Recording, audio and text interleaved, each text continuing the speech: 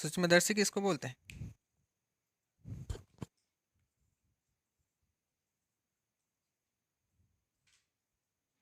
क्या क्यों उपयोग करते हैं सूक्ष्मदर्शी का हम लोग?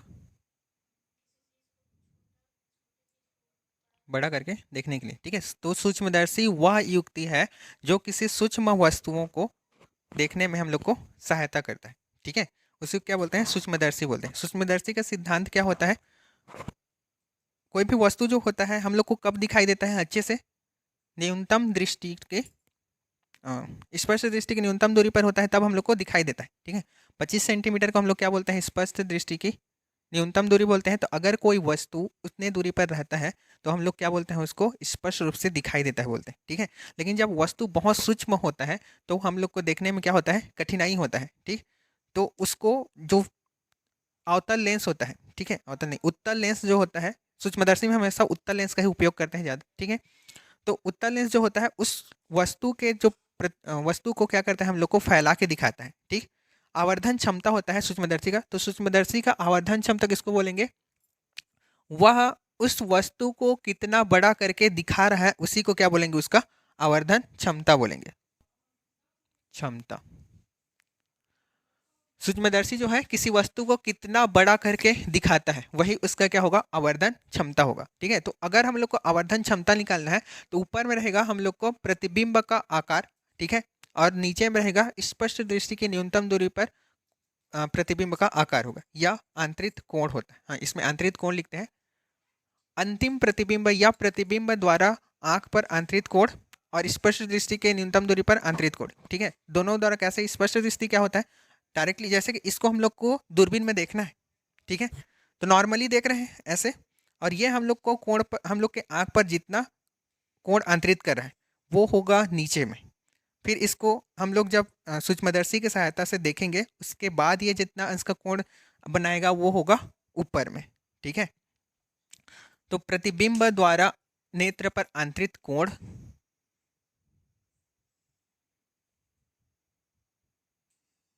प्रतिबिंब द्वारा नेत्र पर आंतरित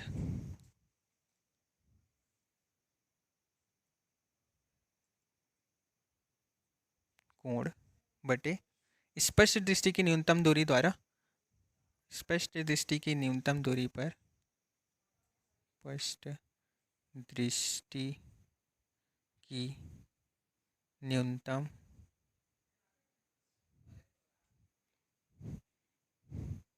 दूरी पर स्थित वस्तु द्वारा नेत्र पर आंतरित कोण, दोनों को क्या बोलते हैं? आवर्धन क्षमता बोलते हैं, ठीक है। सबका इसमें आवर्धन क्षमता अलग अलग होता है। जो सूक्ष्मदर्शी जितना बड़ा करके दिखाएगा उसका आवर्धन क्षमता क्या रहेगा? उतना ही अधिक होगा, ठीक है। सूक्ष्मदर्शी दो प्रकार का होता है, पहला सरल सूक्ष्मदर्शी और दूसरा संयुक्त सूक्ष्मदर्शी। जब हम लोग किसी एक लेंस द्वारा किसी को आवर्धित करके देखते हैं तो उसी को क्या बोला जाता है? सरल सूक्ष्मदर्शी। या सरल भाषा में हम उस सूक्ष्मदर्शी को क्या बोलते हैं? दूरबीन, ठीक है। घरों में जो दूरबीन होता है वही क्या होता है? हम लोग का सूक्ष्मदर्शी है, सरल सूक्ष्मदर्शी, ठीक। सरल सूक्ष्म दर्शी। सरल सूक्ष्मदर्शी में सिर्फ क्या रहेगा? एक ठो लेंस रहेगा। क्या उपयोग करते हैं इसका? सूक्ष्मदर्शी का मतलब दूरबीन का क्या उपयोग करते हैं घर में? घर में तो नहीं होता, घड़ी बनाने वाले करते हैं, ठीक है, आंख में लगाए रहते हैं छोटे छोटे चीज़ों को देखने के लिए, ठीक है, और हम लोग करते हैं।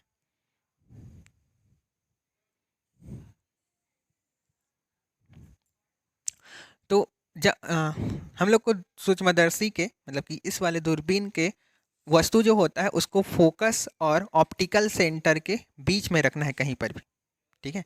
मान लो ये फोकस है इसका, तो वस्तु इसके बीच में ही रहना चाहिए, इधर नहीं रहना चाहिए, ठीक है। तो यहाँ पर है मान लो, तो यहाँ से एक किरण समांतर आपतित होगा और एक किरण ऑप्टिकल सेंटर से आपतित होगा, ठीक है। और ये जो है इसका जो प्रतिबिंब है वो आगे की तरफ ही दिखाएगा, ठीक है। तो जब आगे की तरफ दिखाता है, लास्ट वाला हम लोग पढ़े थे, फोकस और ऑप्टिकल सेंटर के बीच में जब बनता है तो वस्तु का प्रतिबिंब वस्तु की तरफ ही बनता है, वस्तु से बड़ा और आभासी और सीधा बनता है, ये पढ़े थे, ठीक है, प्रतिबिंब निर्माण में। तो इसमें क्या बनेगा, वस्तु से बड़ा, आभासी और इसी ओर बनेगा सीधा, ठीक है। तो हम लोग इसी ओर बढ़ा लेना, बना लेना। इसको कैसे बनाओगे, इसको आगे ले जाना और इस वाले किरण को आगे ले जाना है।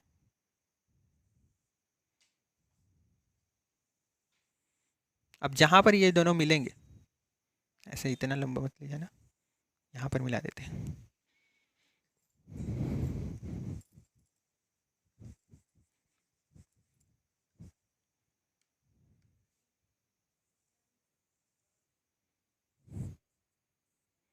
ठीक है, यहाँ पर बना है हम लोग को, ये मान लो कि B है और ये A है, ठीक है।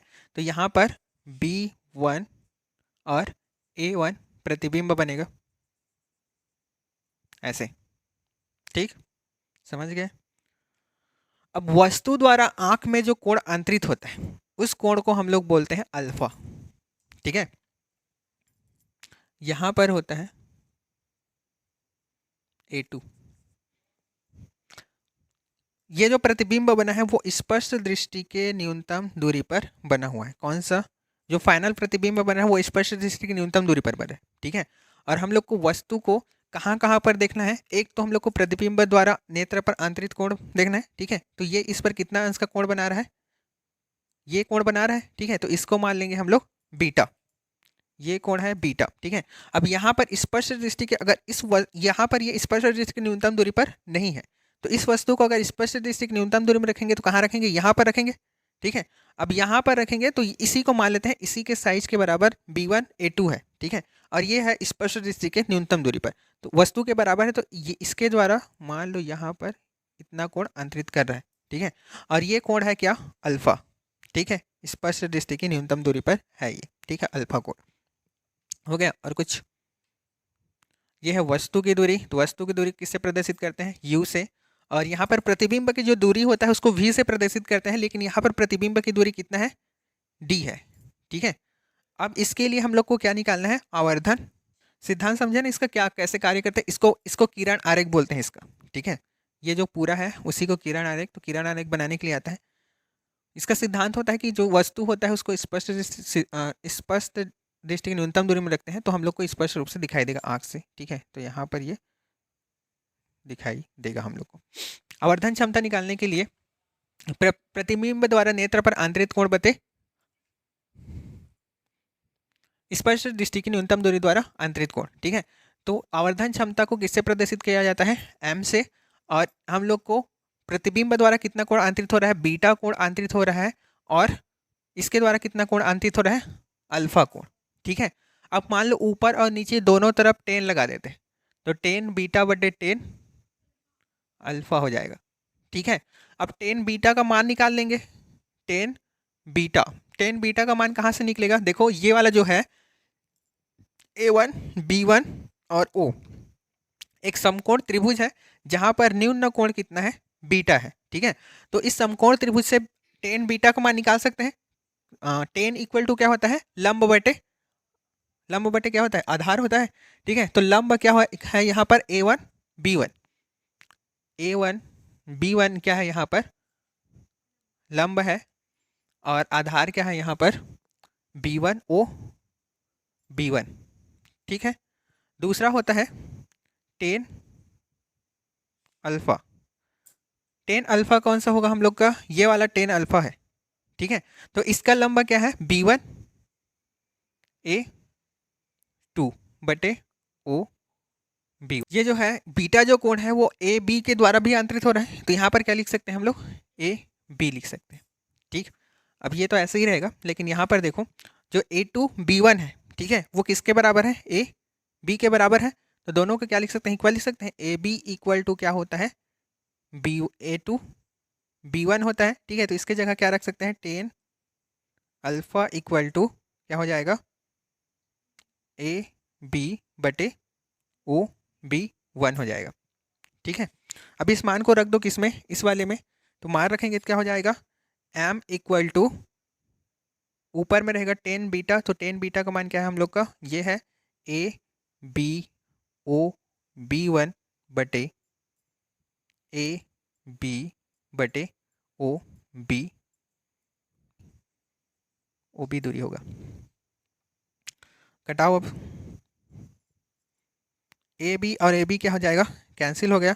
अब ये देखो, ये जो है बटे के नीचे में है, ये भी बटे के नीचे में, ये कहाँ जाएगा, ये ऊपर जाएगा, ओ बी वन कहाँ जाएगा, ऊपर, और ओ बी कहाँ जाएगा, नीचे। ठीक है, बस यहीं तक।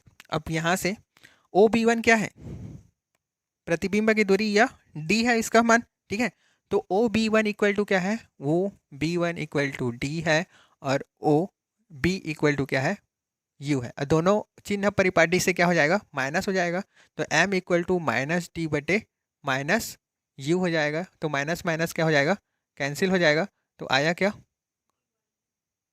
डी बटे यू। ठीक, और यही क्या है इसका आवर्धन क्षमता है। ठीक, अब प्रतिबिंब जो होता है वो दो प्रकार से बनता है, एक बनता है स्पष्ट दृष्टि की न्यूनतम दूरी पर, और एक बनता है अनंत पर। ठीक है, तो अनंत पर कब बनेगा, देखो, अगर नियम क्या है, कोई भी प्रकाश किरण फोकस समांतर आपतित होता है तो कहाँ से होकर जाता है, फोकस से, और अगर फोकस में रखेंगे तो कहाँ से जाएगा, फोकस में रखेंगे तो कहाँ से जाएगा, नियम क्या होता है, अगर हम लोग का समांतर आपतित होता है तो फोकस से जाता है, तो अगर फोकस में रखें तो समांतर जाएगा। ठीक है, तो मान लो ये इसका क्या है, फोकस है, तो यहाँ पर फोकस में ही क्या रख दिए हम लोग, वस्तु को रखे हुए हैं। तो एक ऐसे ऑप्टिकल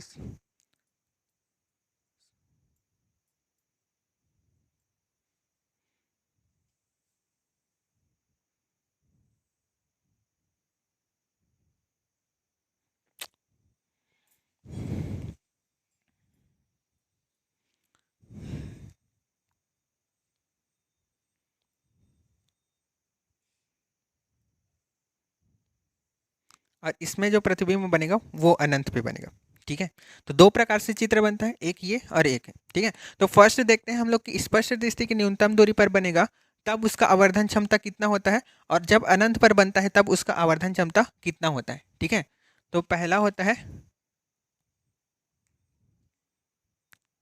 स्पष्ट दृष्टि की न्यूनतम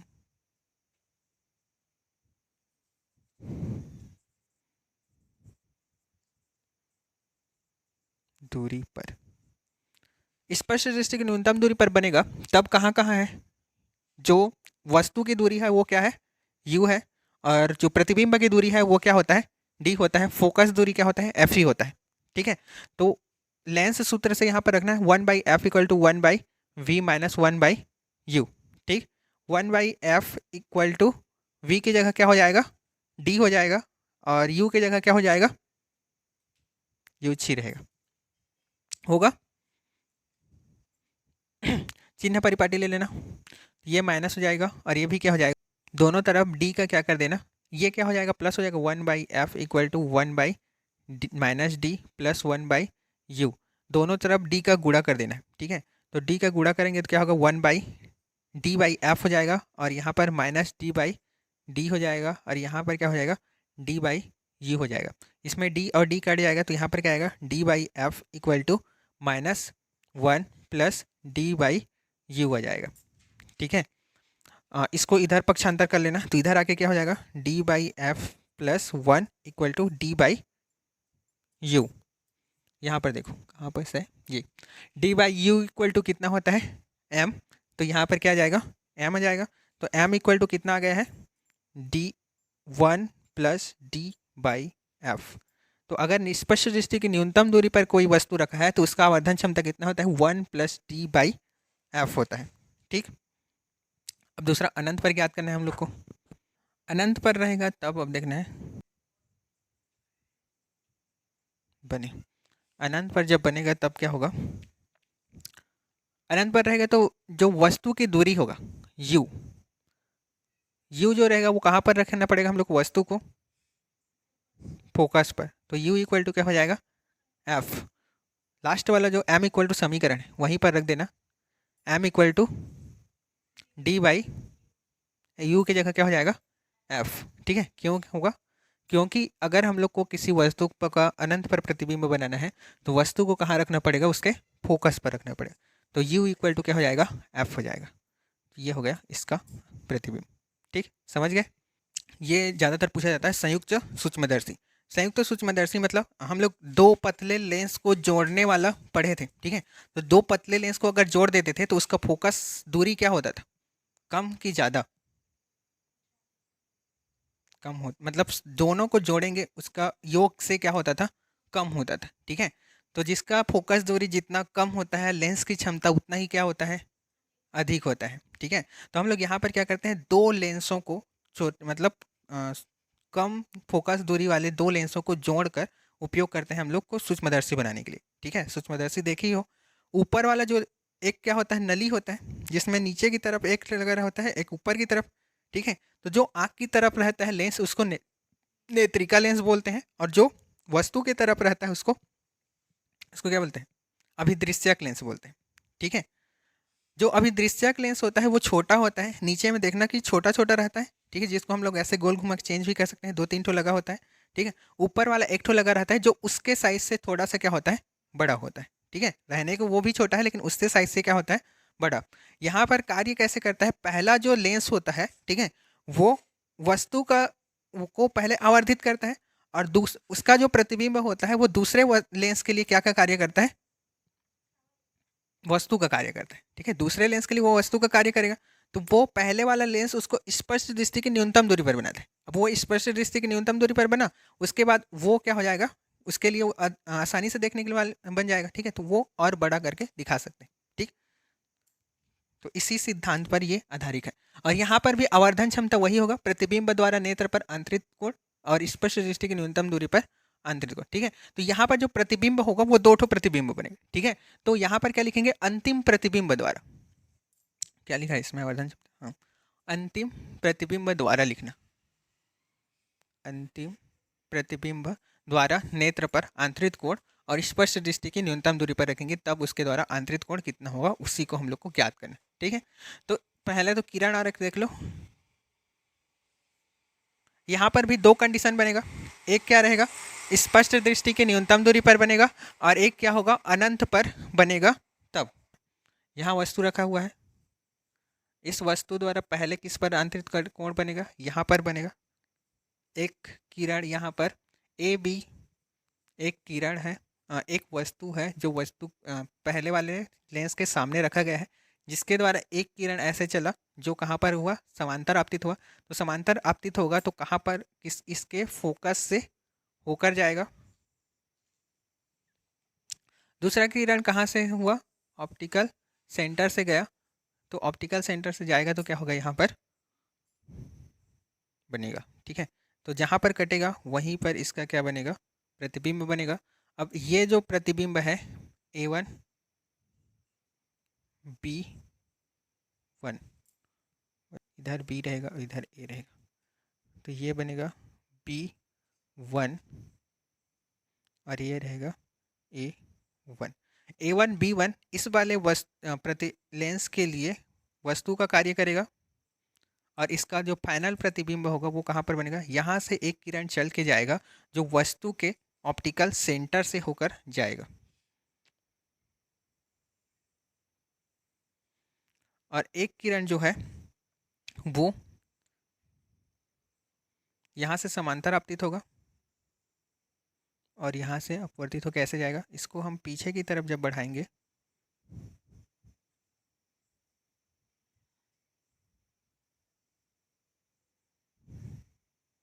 ये वस्तु की दूरी है, तो वस्तु की दूरी को हम लोग क्या किससे प्रदर्शित करते हैं, यू से। लेकिन यहाँ पर हम लोग यू ओ लिखेंगे क्योंकि ये इसके लिए वस्तु है। ठीक है, दूसरा होगा ये प्रतिबिंब की दूरी है, तो इसके प्रतिबिंब की दूरी को ऑप्टिकल लेंस की प्रतिबिंब की दूरी है। ठीक है, तो किस प्रतिबिंब की दूरी को यू ओ से प्रदर्शित करेंगे।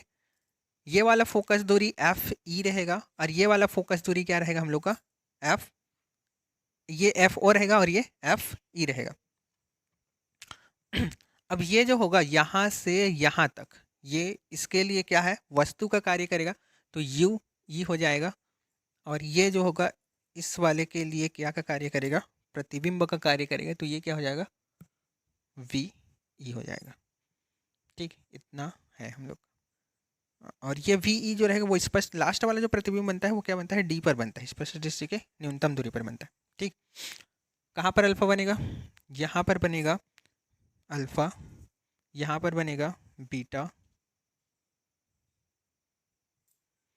दूसरा अनंत पर कब बनता है, अगर ये जो प्रतिबिंब बना है वो एफ ई पर बनेगा, तो वो कहाँ पर बनेगा अनंत पर बनेगा। ठीक है, मतलब ये जो प्रतिबिंब बना है वो इस दोनों के बीच में ना बन के कहाँ पर बना, वो फिर एफ पर बनेगा। तो एफ पर बनेगा तो क्या होगा अनंत पर प्रतिबिंब बनेगा। ठीक है, तो उसका सिर्फ वही होगा, यहाँ पर ऐसे बना दोगे अनंत पर बनेगा।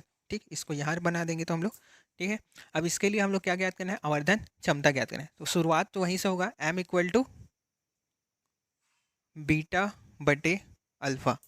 ठीक है, तो एम इक्वल टू क्या हो जाएगा 10 अल्फा 10 बीटा बटे 10 अल्फा हो जाएगा। ठीक है, अब यहाँ पर किस किस त्रिभुज से हम लोग को अल्फा और बीटा निकालना है, तो अल्फा जो है वो स्पर्श दृष्टि की न्यूनतम दूरी पर रखेंगे तब होगा। तो मान लो कि वस्तु है उसको हम लोग पहले स्पर्श दृष्टि की न्यूनतम दूरी पर रख दिए। ठीक है, तब हम लोग को उसका क्या निकलेगा अल्फा निकलेगा। तो ये क्या हो जाएगा डी होगा, स्पर्श दृष्टि की न्यूनतम दूरी पर रखेंगे तो। और यहाँ पर जो रहेगा अल्फा कोण होगा। ठीक है, ये आधार हो गया, ये वाला क्या हो गया लंबा। ठीक है, तो यहाँ पर वस्तु रहेगा, तो इसलिए क्या होगा यहाँ ए रहेगा और यहाँ पर क्या रहेगा बी रहेगा। ठीक, तो 10 अल्फा इक्वल टू क्या लिखेंगे हम लोग ए बी बटे डी, ये लिख लेना ए बी बटे डी। 10 बीटा इक्वल टू हम लोग को निकालना पड़ेगा,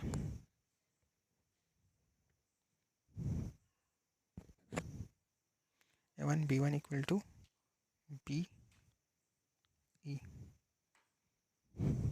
ये है ओ और ये है ई।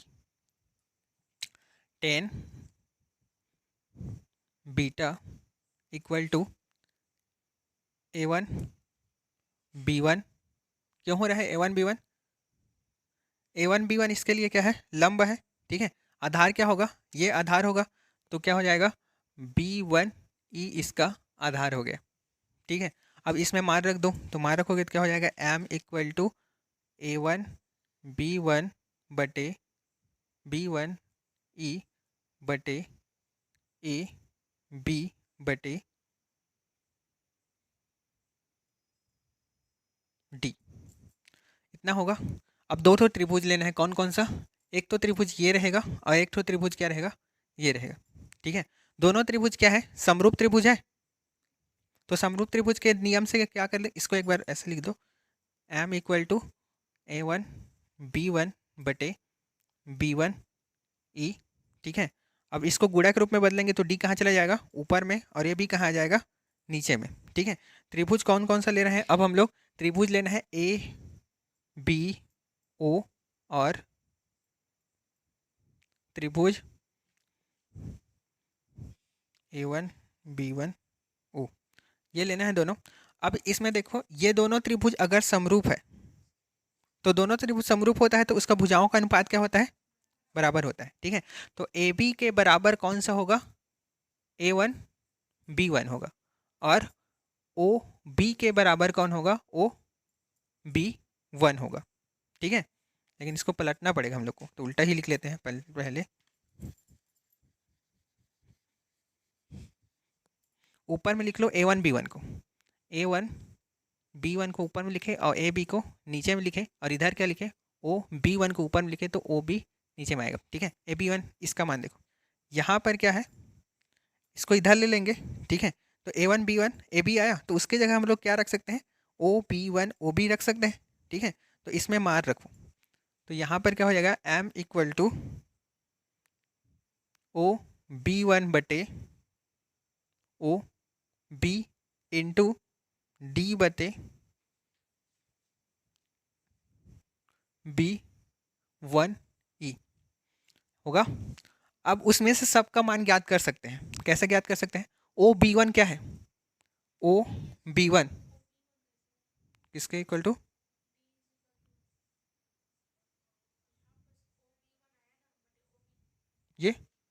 ये कहाँ से आया बोल रहे हो? ये तो दोनों समरूप है। तो दोनों समरूप होते हैं तो भुजाओं के अनुपात बराबर होते हैं। तो इस भुजा का अनुपात इसके बराबर होगा, ठीक है, ये वाले के अनुपात इसके बराबर होगा। अच्छा, यहाँ पर मैं ये किया हूँ ना, इसको ऐसे लिख लो, ये ए बी को इधर लिखो, मतलब लिख रहे हैं खाली, ए बी यहाँ पर आएगा और यहाँ पर क्या था? B1E, ठीक है, समझ गए ना? वही है, मतलब यहाँ लिखे थे उसको यहाँ। अब इसका मान रखे हैं पूरा, क्योंकि इसी का मान आया हम लोग के पास, ठीक है, तो इस मान को कहाँ पर रखे? यहाँ पर, और ये वाला वही का वही है, ठीक है, समझ गए आप? आया कि हिमांशी समझ में? नहीं समझ में आया? ये समझ में गए? ये देख, यहाँ पर क्या है? A1B1/EB है। इसको हम लोग नीचे कर रहे हैं, मतलब बटे के रूप में लिख रहे हैं, अलग से लिख के बता रहा हूँ। ये ऐसा है, A1B1/B1E है। अब गुणा के रूप में बदलेंगे तो D कहाँ चला जाएगा? ऊपर में, और A भी कहाँ जाएगा? नीचे में, ठीक है। अब इसको हम लोग इधर और इसको यहाँ पर लिख सकते हैं, A1B1/AB इक्वल टू D/B1E लिख सकते हैं, वही होगा ना, ठीक है। तो वही होगा, तो हम लोग किसकी जगह रख रहे हैं मान? इस पूरे की जगह मान रख रहे हैं, और ये तो वैसे को वैसे ही लिखे हैं यहाँ पर, उसमें कोई चेंजेस नहीं किए हैं, ठीक। पहुंचे, अब मान रखना है उसका सबका, ठीक है। तो OB1 equal to VO, OB equal to -UO, ठीक है, इंटू D/B1E क्या है? ये है, ठीक है, -UE हो जाएगा, -U। अब चिन्ह परिपाटी में अगर लेंगे तो D कहाँ से ले रहे हैं? इधर से ले रहे हैं ना, तो D को भी क्या में लेना पड़ेगा? माइनस में, तो D भी माइनस ले लो, ठीक है। तो ये माइनस और ये माइनस क्या हो जाएगा? कैंसिल हो जाएगा, ठीक है। अब ये माइनस को हम लोग कहाँ ले सकते हैं? ऊपर में ले सकते हैं, ठीक है, तो इसलिए ऊपर चला जाएगा। तो M equal to -V0/U0 into D/UE, समझे?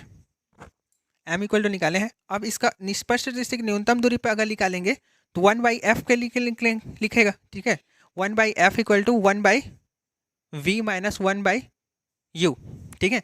तो स्पष्ट दृष्टि की न्यूनतम दूरी में रहेगा तो f ही रहेगा, लेकिन v जो रहेगा वो क्या रहेगा हम लोग का? d रहता है, ठीक है। तो d को क्या लेंगे? -d लेंगे, और u जो बनेगा वो कहाँ पर रहता है? वस्तु जो रहता है वो क्या रहता है? इसके आगे है, मतलब कि -OUO रहेगा, -UO। 1/f equal to 1/ minus को ऊपर ले जाओ, -d इक्वल माइनस का प्लस हो जाएगा, 1/UO हो जाएगा। इसमें भी क्या कर रहे हैं? d का क्या कर देना है? दोनों तरफ गुणा कर, d का दोनों तरफ गुणा करो, d का दोनों तरफ गुणा करने पर, तो d का गुणा करेंगे तो यहाँ पर क्या आ जाएगा? 1/d/f आएगा। यहाँ पर क्या आएगा? d और d क्या हो जाएगा? कैंसिल हो जाएगा, तो डायरेक्ट लिख रहा हूँ 1, यहाँ पर d/GO, ठीक है। ये जो आएगा वही क्या होगा हम लोग का? यहाँ पर जो वस्तु की दूरी होगा वो किसका होगा? प्रतिबिंब की हाँ, UE होगा वस्तु की दूरी, क्योंकि लास्ट वाले के लिए क्या होता है हम लोग का? UE होता है, इसलिए। हाँ, अंतिम प्रतिबिंब के लिए, ठीक है, तो अंतिम प्रतिबिंब के लिए देखना है तो इसलिए UE हो जाएगा। अब हम लोग इसको इधर पक्षांतर, इस माइनस को इधर पक्षांतर कर लो, d/f इक्वल टू नहीं होगा, +1 इक्वल टू d/UE हो गया। इतना आ गया, d/UE, ठीक है। इस मान को किस में रखना है तुम लोग को? पूरा का पूरा इस वाले समीकरण में रखना है। मान लो इसको हम लोग समीकरण दे देते हैं 4, ऊपर से देते हैं तो 4 आएगा। तो m इक्वल टू क्या हो जाएगा यहाँ पर लास्ट में? फिर m इक्वल टू -UVO/UO, कोष्टक के अंदर ये पूरा आएगा 1 + d/f, समझ गए? अगर वस्तु अनंत पर बनता है,